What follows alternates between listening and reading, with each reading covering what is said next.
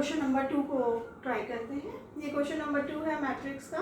ये कहता है if A matrix has 24 element, यानी कि आपके पास एक मैट्रिक्स है और इसके पास कितने एलिमेंट है? 24 एलिमेंट। दैट मीन्स इसका नंबर ऑर्डर क्या है? Number of rose into number of column. ये कितना है? यही हमें एलिमेंट बताता है, तो दैट इज 24। ये 24 है। What are the possible order it can have? तो ये जो मैट्रिक्स है कितने ऑर्डर की बन सकती है? पॉसिबल ऑर्डर कितने हैं? तो ठीक है, निकालते हैं। तो पॉसिबल ऑर्डर हैं आपके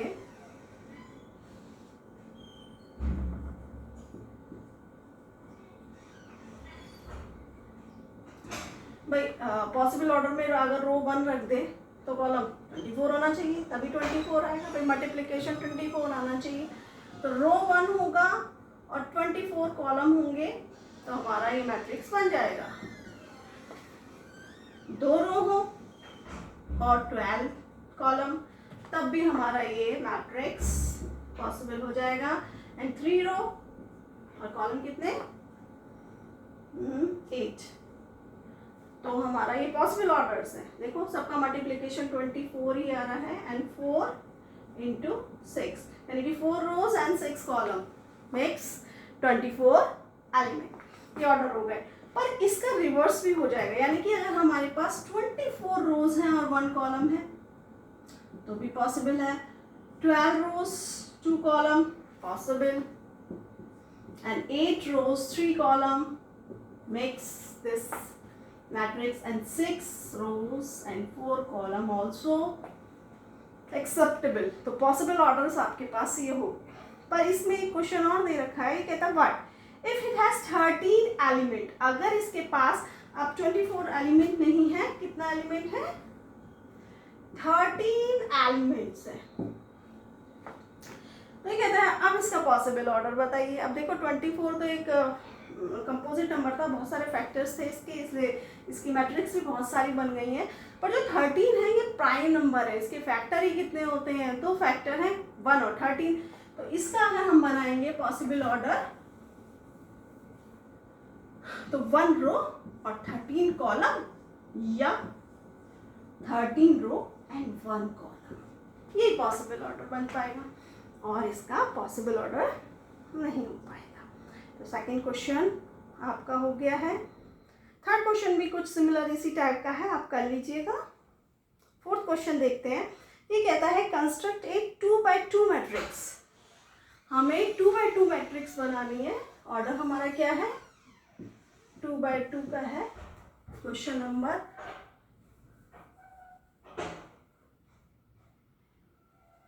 है 4।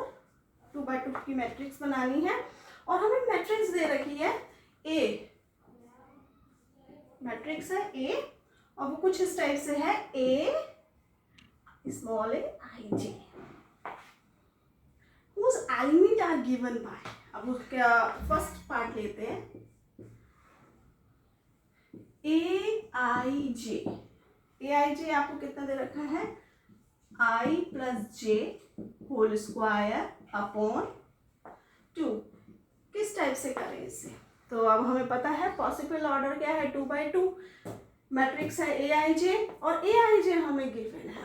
तो देख लेते हैं। अगर देखो 2x2 की है तो हमें पता है इसके अंदर क्यों कौन कौन से एलिमेंट आएंगे। भाई A11 A12, भाई 2 रोज बनेंगी, ये लो 2 रोज बन गई एंड 2 कॉलम्स हो गए। तो ये 1 होगी, ये 1 होगी, ये 2 1, that is 2 second row and first column, और ये 2 2 सेकंड रो सेकंड कॉलम।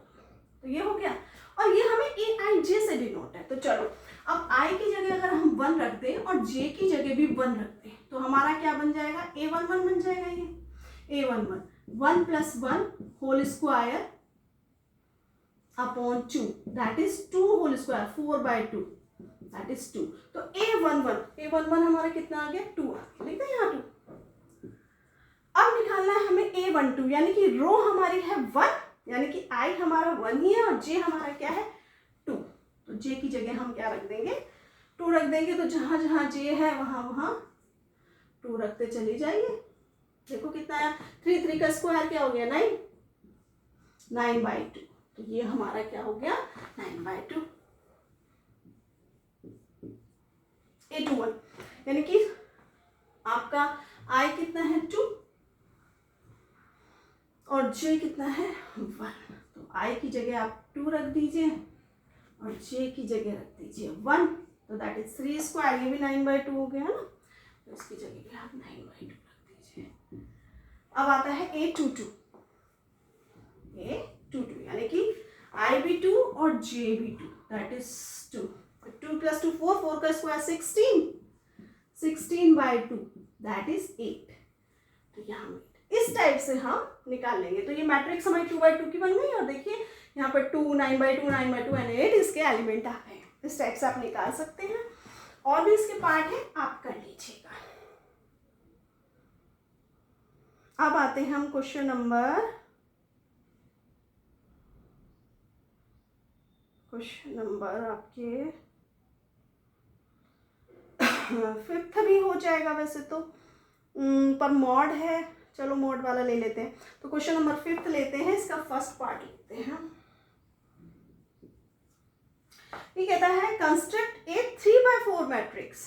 आपको एक मैट्रिक्स लेनी है, एक मैट्रिक्स है आपके पास, मैट्रिक्स जो 3/4 की है, यानी कि 3 रो एंड 4 कॉलम। तो ये तो गलत हो गया है ना, देखिए ये सब हटा देते हैं। तो क्वेश्चन नंबर 5th है, एक मैट्रिक्स है आपके पास जिसका ऑर्डर है 3/4 का, सेम होगा वैसे ये भी। तो 3 है तो 3 रो है, तो A11, A12, A13, A21, A22, A23 और A31, A32 और A33। अब ये क्या कहता है, इन्होंने गिवन है हमारे पास AIJ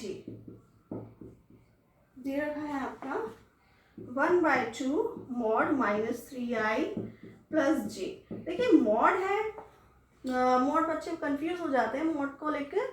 मॉड में नेगेटिव वैल्यूज नहीं आती, पॉजिटिव ही आता है। जैसे अब सपोज में A11 निकालना है, अगर हमें A11 निकालना है तो इसमें I कितना है 1 और J भी आपका कितना है 1। एक मैं निकाल के दिखा देती हूँ आपको, वैसे आप कर लेंगे तो 1/2। अब यहाँ पर -3, I की जगह मैं लिख दूंगी 1 + J की जगह भी मैंने क्या लिख दिया 1। तो ये कितना आ गया मेरा 1/2 -3 + 1। अब मॉड नहीं होगा तो इसका वैल्यू होती -2, पर मॉड है तो ये प्लस में ही रहेगी। तो ये कितना हो जाएगा 2, ठीक है। तो ये हो गया 1। तो A11 की वैल्यू आपकी कितनी आ गई 1 आ गई। अगर मॉड नहीं होता तो +1 लिख देती हूँ, मॉड नहीं होता यहाँ पर तो इसकी वैल्यू आती है आपकी -1। तो इस टाइप से आप मुझे लगता है कर लेंगे। अगर नहीं भी कर पाते तो आप कमेंट कीजिएगा, मैं पूरा सॉल्यूशन इसका बता दूंगी। तो मॉड से परेशान ना हो, ये हो जाएगा, सेकंड पार्ट भी इसका हो जाएगा। अब आते हैं क्वेश्चन नंबर 10 पर। ध्यान से समझिएगा इस क्वेश्चन नंबर 10 को, इम्पॉर्टेंट है। इम्पॉर्टेंट तो क्या सारे ही हैं, सब चीजें आनी चाहिए, पर हाँ ये क्वेश्चन आ चुका है कई बार। ओके, तो करते हैं क्वेश्चन नंबर 10। देखिए क्वेश्चन नंबर 10 क्या कहता है, the number of all possible matrices of order 3/3। यानी कि हमारे पास एक मैट्रिक्स है, we have a matrix of order 3/3 with entry, each entry 0 और 1। तो ये कहता है पॉसिबल मैट्रिसेस कितनी होंगी, number of all possible matrices जिनका ऑर्डर 3/3 है। और हम पुट क्या कर सकते हैं कि नंबर ऑफ एलिमेंट यहाँ पर 0 और 1 ही पुट कर सकते हैं या रख सकते हैं। तो ऐसे कितनी मैट्रिसेस बनेंगी, तो नंबर ऑफ मैट्रिसेस आपको निकालनी है। कैसे निकालेंगे, क्या तरीका है, कोई है आपके पास तरीका? परमुटेशन पढ़ी है आपने, परमुटेशन में एक फंडामेंटल काउंटिंग का मेथड है आपका, तो वही हम लगा देते हैं। देखो यहाँ पर पॉसिबल 2 एलिमेंट्स हैं, या तो 0 और 1। भाई 0 पुट कर सकते हो यहाँ, 1 यहाँ भी 0 या 1, 0 1, ऐसे यहाँ पर यहाँ पर यहाँ पर सब जगह 0 पुट कर सकते हैं या 1।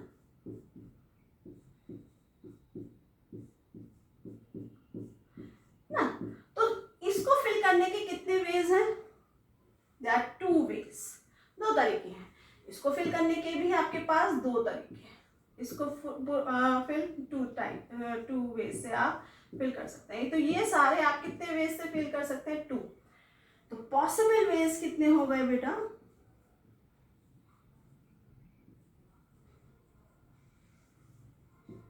पॉसिबल वेज हुए 2 into 2 into 2 into 2। कितने एलिमेंट है? द नंबर ऑफ एलिमेंट्स ये जो है 1 2 3 4 5 6 7 8 9, यानी कि 9 times, 9 times. That is 2 raised to the power 9, 512, 512। तो पॉसिबल वेज कितने हैं? 512। तो ये एक तरीका है, इंपॉर्टेंट है क्वेश्चन, आप देख लीजिएगा। आई होप समझ में आ गया होगा कि इसको फिल करने के आपके 2 तरीके हैं, यहाँ भी 2। तो कितने हुए? 2 into 2 into 2, 2 into 2 into 2, 2 into 2 into 2, that is 2 raised to the power 9, 512।